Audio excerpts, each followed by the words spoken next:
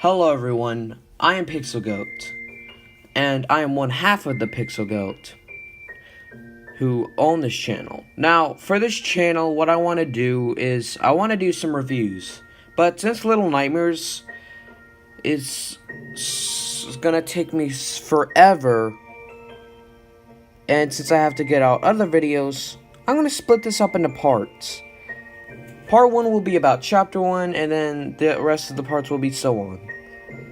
After 6's stuff, we'll go in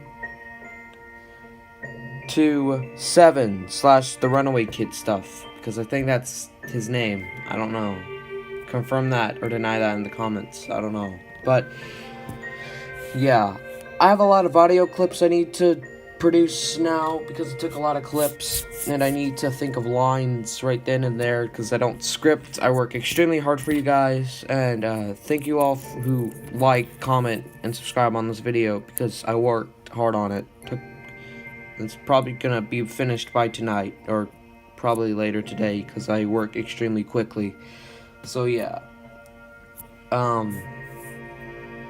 Thank you guys so much for watching this video, and also, yeah. I might have a new theory out, but I don't know yet, so yeah. Anyways, on with the review of Part 1. We first start off with a cutscene, and at first glance it seems like there's just this little kid in a raincoat, and the suitcase seems to be bigger. How weird. Now, these controls are kind of weird. Now, of course you use the analog stick to move around, hold X to sprint, hold RT to grab things, and hold LT to crouch, and press the B button to pull out a lighter. And of course A is to jump, and of course you can look around. So yeah, those are pretty simple. Also, I like how the game has a lot of good sound effects to it. It's a really nice touch. Like pitter-patter on 6's raincoat. It's really great. Not only that, but you realize in this world that you are much, much smaller, or everything is much, much bigger than you are. In some places you're going to need to use your lighter to actually see. So yeah. There's also statues that you can break, but I already broke all of them, so yeah. As we progress in the game, we discover someone looks to have hanged themselves. And of course, he looks extremely tall. There's also a chair behind us. And there's a door. So, what do you think to do? Well, what you would think to probably do is to grab the chair and pull it over to the door. And with that, you can progress. I like the way this game encourages you to interact with things. Also, what's that black junk on the floor?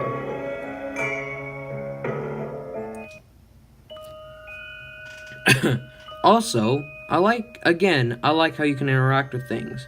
It seems like just normal objects like a refrigerator. However, you can open them. Now, of course you could go where the game wants you to go, but this game encourages you to explore around. Like if I went through this vent. I lit a lighter, and I hugged a gnome here. Again, I already did all this, so yeah.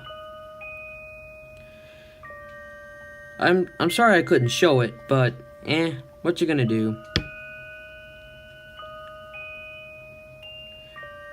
Well, here we go. I like how the game influences you to interact with stuff. Like that board I just pulled. Hey, there was a Nomi running around here. Let's go after him. See? Again. Alright, come here, little Nomi. Ah! Oh yeah, that's right. Here we meet the leeches. Well, we've already encountered the leeches, but they are everywhere. They're also worse in the new DLC. But more on that later.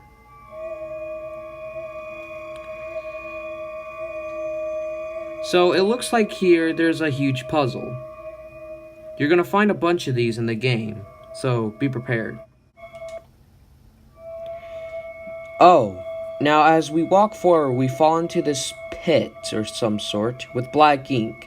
As we try to run, we see a bunch of leeches hurling towards you. It's obvious that you would need to get away from them. Those nasty things will latch on and never let go. They're really annoying in some parts. So yeah.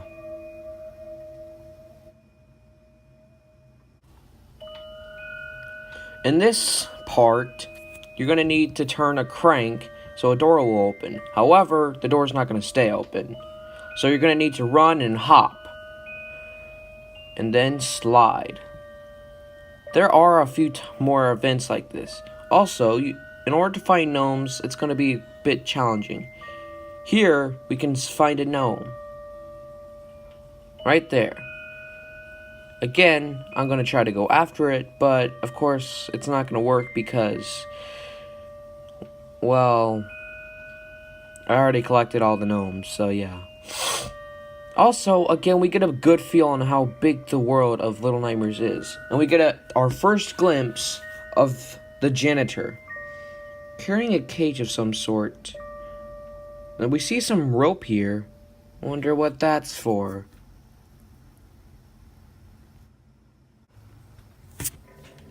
In this section, there are a few hidden switches, like behind that door. And sometimes you'll have to drag stuff over in order to pull a switch. But little did I know, this part is a timed event. So, which means you have to run quickly, because those bars are electric. As if these people don't want you leaving. Anyways, you press the switch and then the electricity is off for a little while. It does eventually come on though. So there's that. So yeah, we successfully did it. Next we come in this room. It's kind of dark. Maybe nothing will happen. Oh shit! Yeah, that's right, a light appears. Now, gamer's instinct, and judging by those stoned people, it's obvious that we have to dodge this light. So, yeah, we just did that. What does the light do to you? Well, of course, again, judging by the stones, like those stoned people, it obviously stones you. I guess you could say you become a stoner. Anyways, if we go over here, which is not the way you're supposed to go, it leads to secrets. I believe this had a vase in it, but again, I already collected most of them, so yeah. I like how the game is like this, to where you can just go beyond what you're supposed to do. It has a lot of freedom in it, as you're not just stuck going a certain way. You have a choice, sometimes at least. Just sometimes, though. And here is where we meet the janitor once more. Now, he seems to have long arms and a mask and a fedora. He's weird looking, but I assume the way he looks and what he seems to do, checking on the children to make sure they're in place, he's trying to make sure no one escapes. So let's try to avoid him at all times. He'll be a lot more apparent in chapter 2.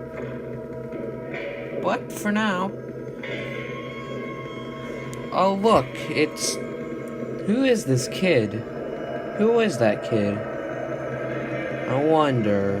Who's that kid in the bed? I don't know. Well... At this part, it seems to be platforming. There is a little minor platforming here and there.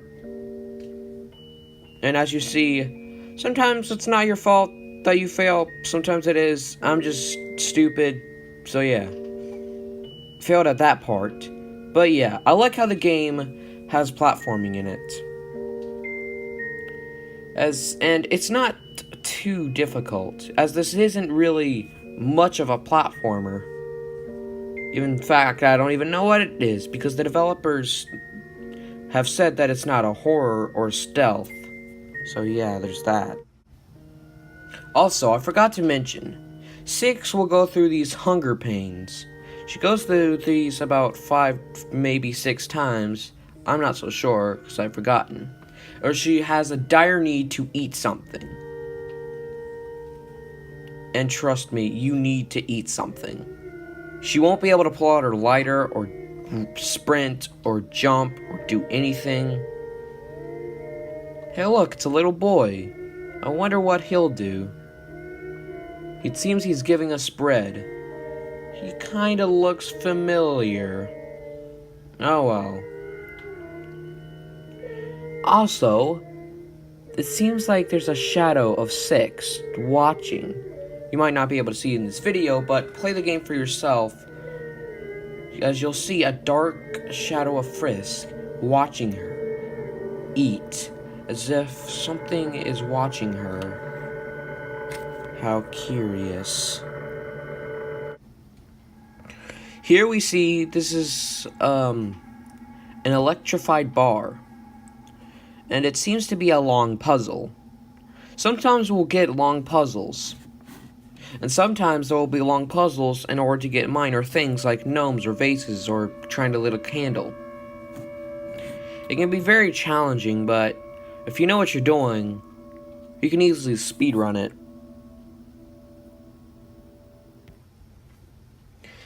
Some things in this game you can pull, others you can't. Like these filing cabinets. To either reach a lever or a switch or something, which that's pretty cool. And of course, a little minor platforming. The power turns off. This isn't a timed one, as it would take too long, but hey, it's still cool. I like how it's not just blatantly pointed out to you, but instead it does show that you do need to interact with the environment. Also, there was a gnome in this cage, but I already freed him. So yeah, make sure to save the little gnomies. Yee. So yeah, of course, with interacting with the environment, it's obvious that we push this down and something will pop up like a platform or something we grab. Aha! A noose. Now sometimes you don't grab it because you suck at the game like I do, so yeah. And then the screen goes black because of loading. The loading screens are extremely annoying because they can go on for about a few seconds. Like, yeah. But anyways, I spawned right here, so it's all good. Good. But yeah. And we come to the leeches. I don't like how they pop out of nowhere, but I guess they're supposed to like give you a creepy factor. Also, you know that long puzzle? Yeah, we just finished, we just beat it. So let's just go through here and whoa. So yeah, we're gonna have to interact with the environment. Okay, we see a trash can or some kind of cleaning supplies. It seems that we have to follow the shadow. I like how you have to interact with your environment, but it also seems like something's moving it, or like the area around us is moving back and forth. Also, more on that later, but here we have a timed event. When this first happened, I pissed my pants. What you have to do is get on this box. The first time I did it, I barely made it because I didn't know what to do. This can sometimes happen, but And here we are, approaching the end of the chapter, with the two little gnomes right there. And with that, I think it's safe to say that we should follow them. And that was the end of the chapter of the first chapter of Little Nightmares. So yeah, that was the first chapter of Little Nightmares. It had a pretty good introduction on what was going on and this and that. And I did really enjoy doing this. I worked really hard on this, and I hope you guys will enjoy it. This series is I'm going to cover each chapter, since trying to get all the footage I need would destroy my storage, and plus would take a long time. And I need to get other videos out. So, I'm going to make this fun. You guys are just going to have to wait until the next chapters. I'll do an episode for each chapter. And then we'll see how it turns out. My name is PixelGoat, and I'll give this first chapter the rating of 7.5 out of 10. Thank you guys so much for watching, and see you next time.